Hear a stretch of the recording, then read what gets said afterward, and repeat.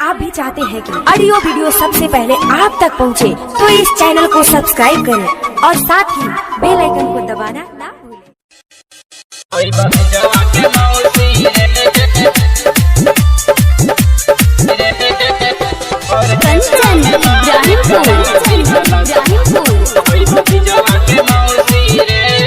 आइल बिया गोटा में नाचे,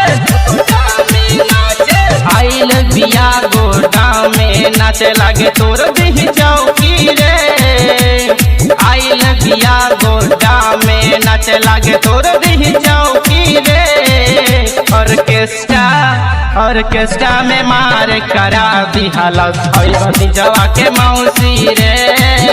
ऑर्केस्ट्रा में मार करा दिहलस है बबुआ के मौसी रे। आइल बिया गोटा में नाचे लागे तोर भी चौकी रे। आइल बिया गोटा में नाचे लागे तोर भी चौकी रे।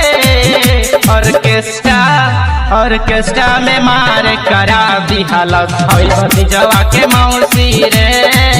ऑर्केस्ट्रा में मार करा दिहलस है बबुआ के मौसी रे।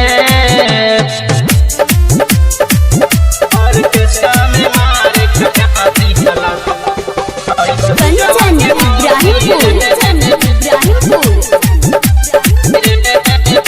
ऑर्केस्ट्रा में मार करा दिहलस भतीजवा के मौसी रे। गोड्डा जिला के होई देखो भाई टॉप नचनिया।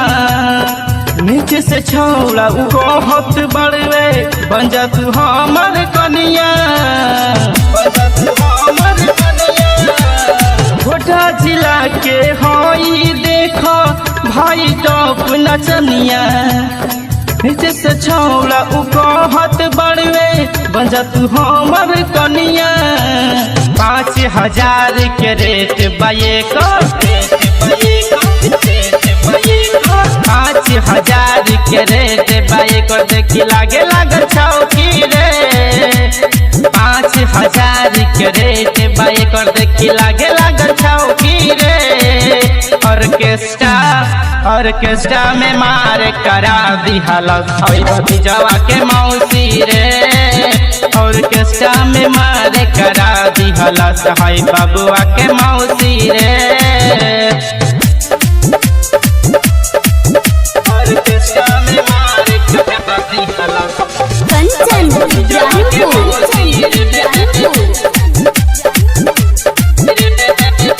ऑर्केस्ट्रा में मार करा दिहलस है भतीजवा के मौसी रे।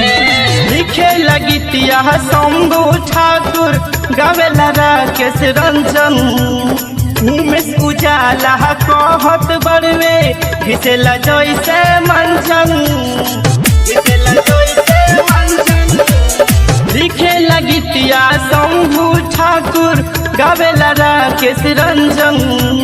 उमेश उजाला जी कहत बड़वे घिसेला जैसे मंचन।